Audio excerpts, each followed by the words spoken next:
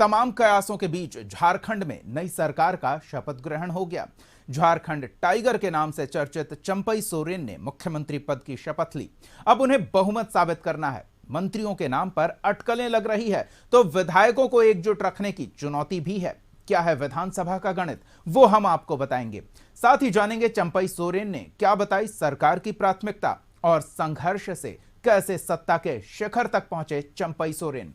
इसके अलावा जानेंगे सुप्रीम कोर्ट में याचिका खारिज होने के बाद हेमंत सोरेन के पास क्या विकल्प है। तो अगले आधे घंटे तक बने रहिए हमारे साथ। और सबसे पहले खबर झारखंड में चंपई सोरेन के शपथ ग्रहण की।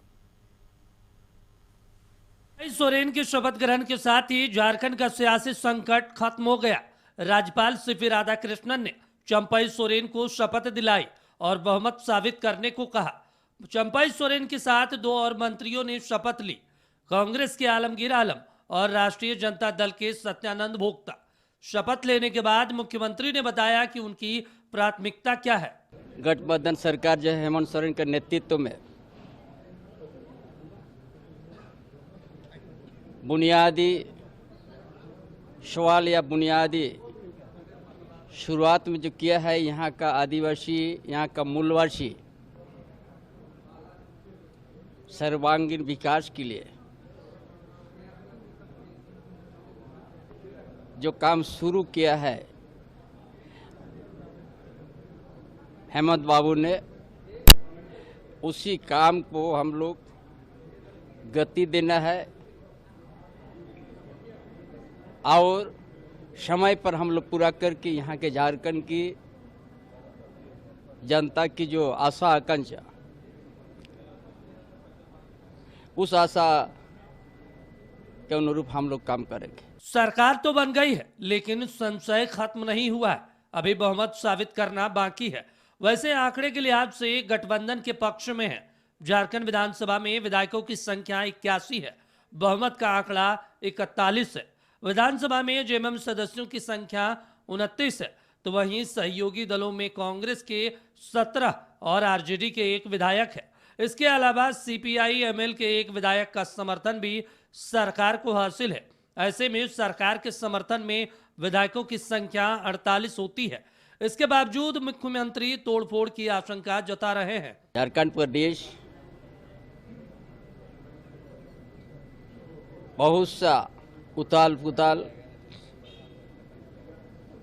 विपक्ष की ओर से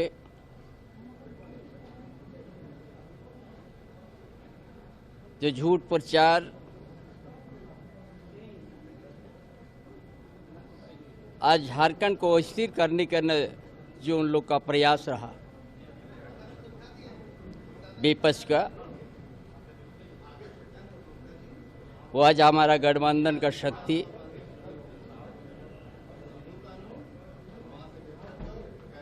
सफल नहीं होने दिया। दरअसल राजनीतिक तौर पर झारखंड उथल पुथल वाला राज्य माना जाता है। राज्य के 23 साल के इतिहास में 7 मुख्यमंत्री बन चुके हैं और मुख्यमंत्री के तौर पर सिर्फ रघुवर दास का कार्यकाल ही पूरा हो पाया है।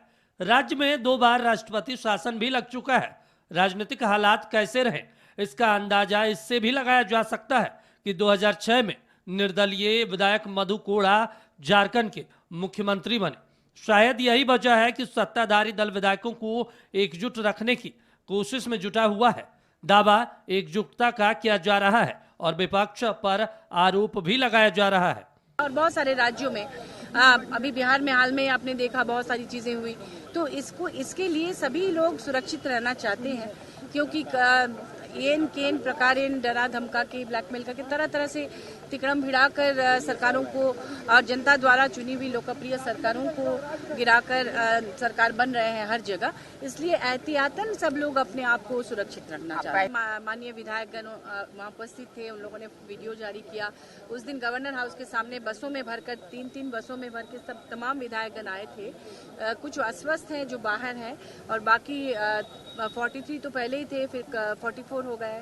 उसके बाद आज एक और विधायक जी बिल्कुल आज शपथ ग्रहण के साथ ही जेएमएम और कांग्रेस विधायकों को हैदराबाद शिफ्ट किया गया। बहुमत साबित करने के लिए सभी को वापस लाया जाएगा। वहीं महागठबंधन के विधायकों ने भी ये भी ऐलान कर दिया कि सदन में ताकत दिखाई जाएगी और हर स्थिति का डटकर मुकाबला किया जाएगा। फ्लोर में ताकत दिखेगी, न डरे थे न डरे हैं न डरेंगे, लड़े थे लड़ेंगे, डट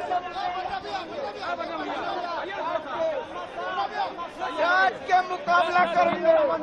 हम रहते हुए भी राज्य के पूर्व सीएम हेमंत सोरेन जी ने राज्य को संवैधानिक संकट से बचाने के लिए इस्तीफा दिया। कानून के तहत जो प्रक्रिया होनी चाहिए, यहाँ तानाशाही हो रही है। प्रयास कर रही है जो हेमंत सोरेन जी ने किया उसके बारे में सुन लीजिए गौरव जी। मैं जानती हूँ आप लोग को अच्छा नहीं लगता लोकतंत्र के लोगों की बात सुनने को, लेकिन मैं आपको कहना चाहूँगी ये समय है इस बात का एहसास करने का।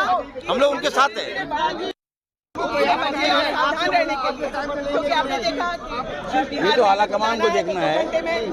चंपैदा हमारे सीनियर हैं, उनके पर कोई आपत्ति नहीं है। अगर हम लोग ले रहे हैं तो किसी को परेशानी नहीं होगी। आप लोग शपथ हम लोग आ जाते हैं उसके बाद। उसमें क्या परेशानी है? क्या राजभवन सही है, गलत कहाँ है? हम लोग चाहते हैं कि सरकार बने, अच्छा काम करे, जनता का दिल जीते हम लोग। मुकाबले की बात कही जा रही है, लेकिन परीक्षा विधानसभा में होनी है। 5 फरवरी को बहुमत साबित करना है। जेएमएम के नेता दावा कर रहे हैं कि विपक्ष की साजिश फेल होगी। हेमंत सोरेन जल्द बाहर आएंगे और लड़ाई जारी रहेगी। नए मुख्यमंत्री का शपथ ग्रहण हो गया है तो निगाहें अब विधानसभा पर टिकी हुई है। सत्ता पक्ष बहुमत का दावा कर रहा है, लेकिन चुनौती एकजुटता कायम रखने की भी है। मुख्यमंत्री रांची में है और विधायक हैदराबाद में। सियासत आगे क्या रंग लाती है, इसके लिए थोड़ा और इंतजार करना होगा।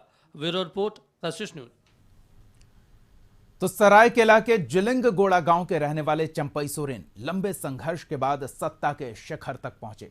अलग राज्य की मांग को लेकर चले आंदोलन में वो शिबू सोरेन के साथ रहे। हालांकि पहली बार निर्दलीय सदस्य के तौर पर विधानसभा पहुंचे। एक बार छोड़ दें तो हर बार विधानसभा चुनाव में जीत हासिल की। राज्य में सत्ता बदलती रही, लेकिन उनकी निष्ठा पार्टी के साथ बनी रही। देखते हैं कैसा रहा चंपई सोरेन का राजनीतिक सफर और क्या है चंपई सोरेन के बारे में उनके गांव के लोगों की राय। देखिए। सरायकेला के विधायक चंपई सोरेन का राजनीतिक सफर संघर्ष वाला रहा। 90 के दशक में अलग झारखंड राज्य आंदोलन से चंपई सोरेन ने राजनीति में कदम रखा। साल 1991 में पहली बार विधायक बने चंपई सोरेन ने 2000 का चुनाव छोड़कर हर बार जीत हासिल की।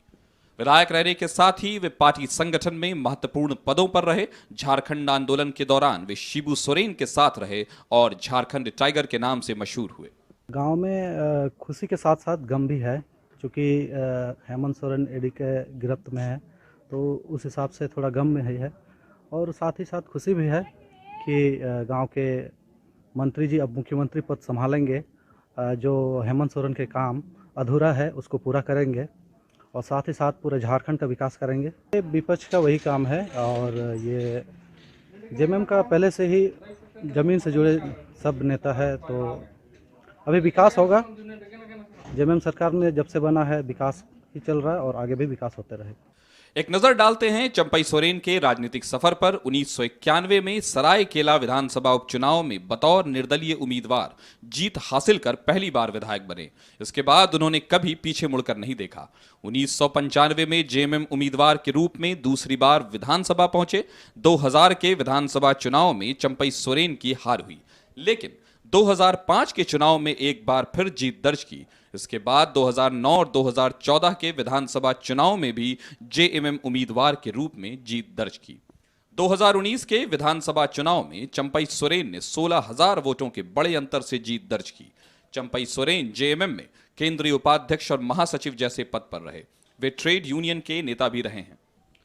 चंपई सोरेन कई बार राज्य में मंत्री भी रहे।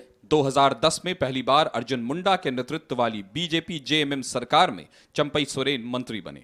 इसके बाद 2013 में जब जेएमएम और कांग्रेस गठबंधन की सरकार बनी तो चंपई सोरेन को फिर मुख्यमंत्री पद मिला और वे 3 विभागों के मंत्री रहे। 2020 में एक बार फिर चंपई सोरेन को मंत्री बनाया गया। इस बार उन्हें जनजाति कल्याण और परिवहन विभाग मिला।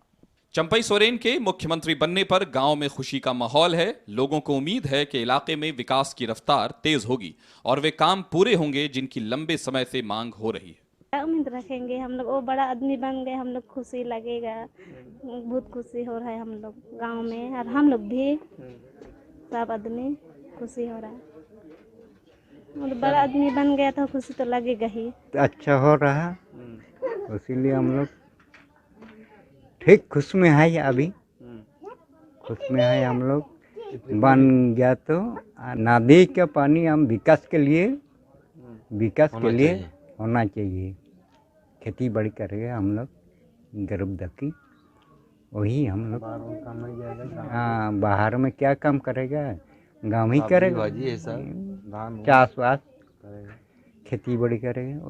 चंपई सोरेन के गांव में रहने वाले बीजेपी नेता मुख्यमंत्री बनने पर उन्हें बधाई दे रहे हैं। साथ ही जेएमएम पर तंज कसते हुए ये भी कह रहे हैं कि पार्टी अब परिवारवाद से बाहर निकली है। शुरुआत से उन्होंने काफ़ी संघर्षशील व्यक्ति रहे हैं। साइकिल से घूम कर उन्होंने संगठन बनाया है, और चूँकि मैं काफ़ी करीबी था उनके साथ लगभग 15-20 साल तक, तो मैं उनको बहुत बेहतर करीब से जानता हूँ, और संघर्ष उन्होंने काफ़ी किया है। तो लोग प्यार से उनको टाइगर की उपाधि दिए।